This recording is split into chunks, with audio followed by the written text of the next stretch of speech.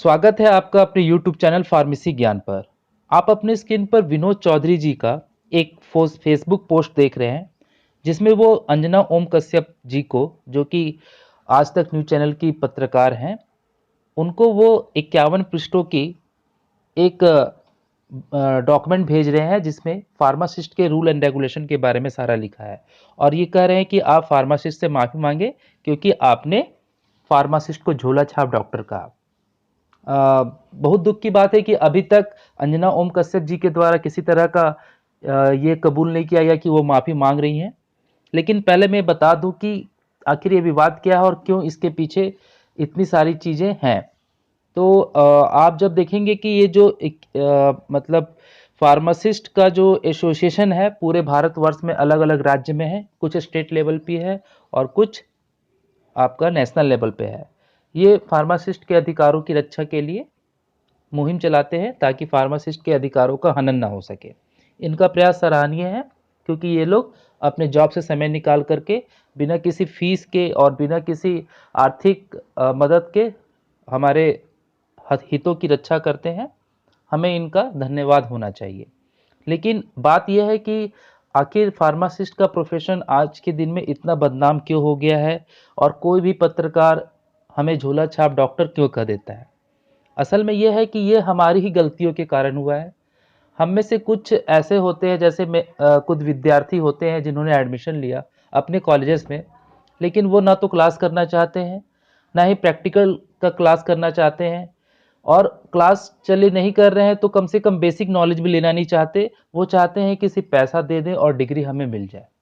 ये तो गलत बात है, क्योंकि आप किसी व्यक्ति के स्वास्थ्य सेवाओं से जुड़े अधिकारों के बीच खड़े हैं।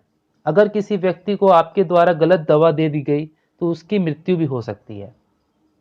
उसके बॉडी में बहुत सारे ऐसे साइड इफेक्ट हो सकते हैं, जिससे उसे आंखों की रोशनी जा सकती है, उसका लीवर डैमेज हो सकता है, उसको हृदय आघात आ सकता है, उसके बाल झड़ सकते हैं, उसके स्किन पर प्रॉब्लम आ सकती है।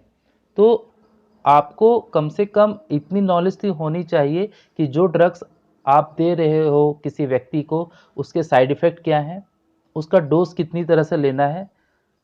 तो ये जानकारी दिए बिना आज क्या होता है कि बहुत सारे ऐसे रजिस्टर्ड फार्मासिस्ट हैं, जो कि उन्होंने अपनी प्रैक्टिस ठीक से नहीं की, और उन्होंने अपनी पढ़ाई को बहुत हल्के में लिया, ना ही उन्होंने कभी क्लास किया। बस अपने प्रैक्टिकल नॉलेज के आधार पर वो काम कर रहे होते हैं। तो इसीलिए मैं आज आपको बताऊंगा कि क्या कोई व्यक्ति किसी व्यक्ति को ड्रग्स दे सकता है, क्या कोई क्लिनिक फार्मासिस्ट क्लिनिक खोल सकता है, इन सभी बातों के बारे में आइए बात करते हैं कि क्या कोई फार्मासिस्ट बिना डॉक्टर के प्रिस्क्रिप्शन से किसी व्यक्ति को ड्रग्स दे सकता है या नहीं। देखिए दोस्तों, जब फार्मासिस्ट रेगुलेशन एक्ट बना तो उस समय फार्मासिस्ट के योगदान को देखते हुए कुछ ऐसी विशेष परिस्थिति में, इमरजेंसी के हालातों में, या डॉक्टर हॉस्पिटल में जब अवेलेबल नहीं है, ऐसी स्थिति में एक फार्मासिस्ट किसी मरीज को दवा दे सकता है। जैसे मैं अपना ही एग्जाम्पल आपको बता रहा हूँ कि जब मुझे कोरोना हुआ और मैं बगल के स्वास्थ्य केंद्र में गया, तो वहाँ के डॉक्टर भी कोरोना संक्रमित हो गए, और वहाँ पर जिसके कारण डॉक्टर उपस्थित नहीं थे। तो वहाँ पर उस हॉस्पिटल के जो फार्मासिस्ट थी, उन्होंने ही हम सारे मरीजों को जो लाइन में खड़े थे, पर्ची पे दवा लिखी।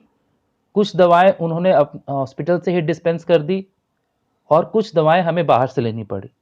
तो विशेष परिस्थिति में, इमरजेंसी के हालात में और डॉक्टर की अनुपस्थिति में कोई फार्मासिस्ट किसी मरीज को दवा दे सकता है, ताकि उसकी जान बच सके, उसे कम से कम तात्कालिक राहत मिल सके। लेकिन कोई व्यक्ति अगर किसी मेडिकल शॉप पे जाता है और वहाँ मौजूद फार्मासिस्ट को अपनी समस्या बताता है, तो आप उसके लक्षण के आधार पर उसे 1 या 2 दिन की दवा दे सकते हैं। ऐसा भारत के कानून में लिखा गया है। लेकिन लंबे समय तक चलने वाली दवाओं के लिए या उसके टेस्ट के आधार पर आए रिपोर्ट को देख करके आप मरीज को दवा प्रिस्क्राइब नहीं कर सकते। ये गैर कानूनी है।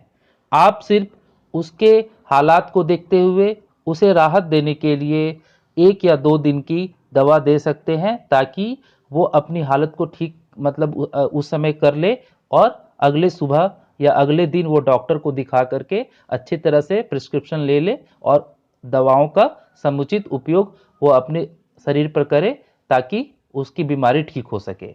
ये आपको ध्यान में रखनी है। अब अगला प्रश्न ये है कि क्या कोई फार्मासिस्ट अपना क्लिनिक खोल सकता है?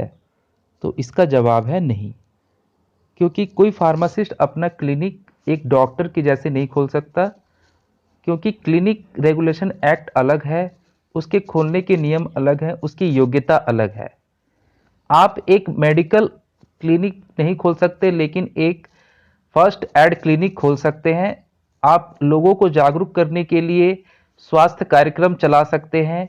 आप लोगों को मेडिकल से जुड़ी बारीकियों को समझाने के लिए एक छोटा सा फर्स्ट एड की व्यवस्था कर सकते हैं, ताकि कोई अगर घायल मरीज आपके मेडिकल शॉप में आए तो आप उसे कम से कम उसके जो रक्त बह रहे हैं उसे आप क्या कर सके, कंट्रोल कर सके, या उसको थोड़ी देर के लिए कुछ ऐसा दवाएं दे सके जिससे दर्द से राहत मिले, ताकि वो हॉस्पिटल जा सके और अपना अच्छे तरीके से इलाज करा सके।